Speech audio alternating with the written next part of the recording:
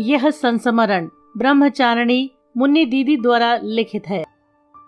सुपार्श्वमती माताजी के संस्मरण से सजी स्मारिका वात्सल्य वृष्टि स्मृति ग्रंथ का प्रकाशन सन 2013 में किया गया था। आप सुन रहे हैं इस स्मारिका का ऑडियो रूपांतरण। नवीन जैन के निर्देशन में इस ऑडियो का निर्माण किया है यादगार लम्हे डॉक्यूमेंट्री मेकर ने। श्रद्धा, समर्पण, साधना, विद्वता, विनम्रता, वात्सल्य, इन सब को मिलाकर यदि कोई चित्र बनाया जाए तो वह होगा पूज्य गणनी गुरु माता आरिका सुपार्श्वमती जी का। गुरुओं के गुण गाने से गुणों की प्राप्ति होती है। उसमें भी जिस गुरु ने संसार रूपी समुद्र से पार उतारने का मार्ग बताया, उसके गुण गाने से महान फल की प्राप्ति होती है। राजस्थान के मेनसर गांव में जन्मी एक अबोध बालिका, जिसने गांव में पाठशाला का मुंह तक नहीं देखा, वह सारे विश्व की माता बनी। सारे विश्व में पैदल विहार करके जैन धर्म की पताका को फहराया। गागर में सागर की सूक्ति को चरितार्थ करने वाली पूज्य गणनी गुरु माता ने सर्वतोमुखी कार्य किया है।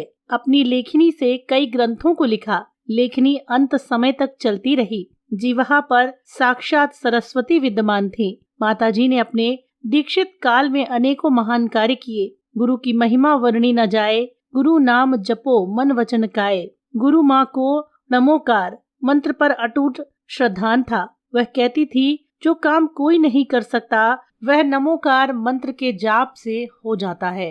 देवशास्त्र गुरु पर अपार श्रद्धा। जिन वाणी उनका प्राण थी, उनका संपूर्ण जीवन आदर्श नारी का दर्शन था। वो शुरू से ही स्वावलंबी, साहसी, धर्म शक्ति से अलौकिक, दृढ़ निश्चयी थी। माताजी ने अपने दीक्षा काल में सर्वत्र विहार करके ज्ञान, धर्म, त्याग, तपस्या का जो अलौकिक उदाहरण प्रस्तुत किया है, वह आज कोई नारी नहीं कर सकती। उन्होंने आदर्श जीवन से भारत देश को और नारी जाति को गौरवान्वित किया है। उन्होंने अपने संयमित जीवन में 6000 से अधिक उपवास कर त्याग की एक अनुपम मिसाल प्रस्तुत की है। आसाम में सूर्य पहाड़ अतिशय क्षेत्र में सर्वप्रथम कदम रखने वाली इन्हीं आरिका माताजी का संघ था। माँ इंदुमती जी, माँ सुपार्श्वमती जी, माँ विद्यामती जी, माँ सुप्रभामती जी, 4 माताओं का संघ था। माँ इंदुमती जी का आसाम में सर्वप्रथम 1975 का चातुर्मास गुवाहाटी शहर में हो रहा था।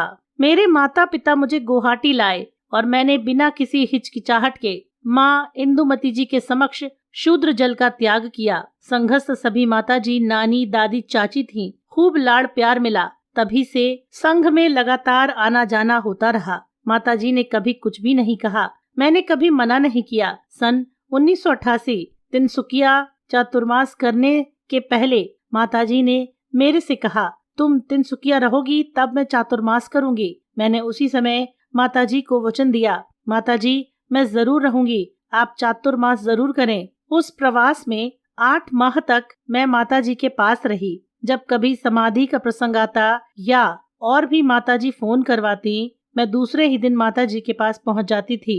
गुरु माता का कितना प्यार मिला कह नहीं सकती। संघ में रहकर प्रमिला बाई अर्थात गौरवमती जी के साथ खूब यात्रा की। यात्रा के दौरान बहुत सारी चीजें सीखने को मिली। उनका प्यार खूब मिला, आज भी मिल रहा है। छोटे छोटे बच्चों के साथ जीवन में काफी कठिनाइयों का सामना करना पड़ा, परंतु माताजी का प्यार और गौरवमती जी जो धैर्य दिलाती, उससे जीवन को कभी कष्टप्रद नहीं जाना। माताजी के पास रहने पर बहुत सारी समाधियां निकटता से देखने का अवसर मिला। आरिका नेममती जी, आरिका दृढ़मती जी, आरिका विद्यामती जी, आरिका सुप्रभामती जी, आरिका अचलमती जी, आरिका तपोमती जी, आरिका मनोज्ञमती जी, आरिका सहजमती जी, मुनि सम्यक सागर जी, मुनि अनुत्तर सागर जी आदि कई समाधियां देखने को मिली। पूज्य गुरु माँ ने 12 वर्ष की संलेखना ले रखी थी, जिसमें उनके 5-6 वर्ष ही निकले थे।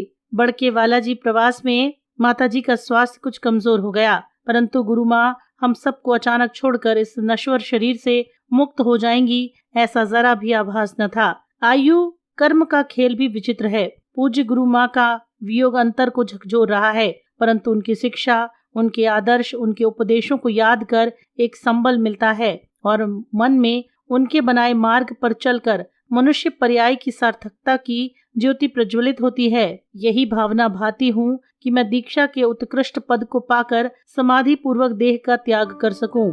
यही अपनी गुरु माँ के प्रति मेरी विनयाञ्जलि है। यह संस्मरण ब्रह्मचारिणी मुन्नी दीदी द्वारा लिखा गया। इस ऑडियो का निर्माण नवीन जैन के निर्देशन में किया गया है।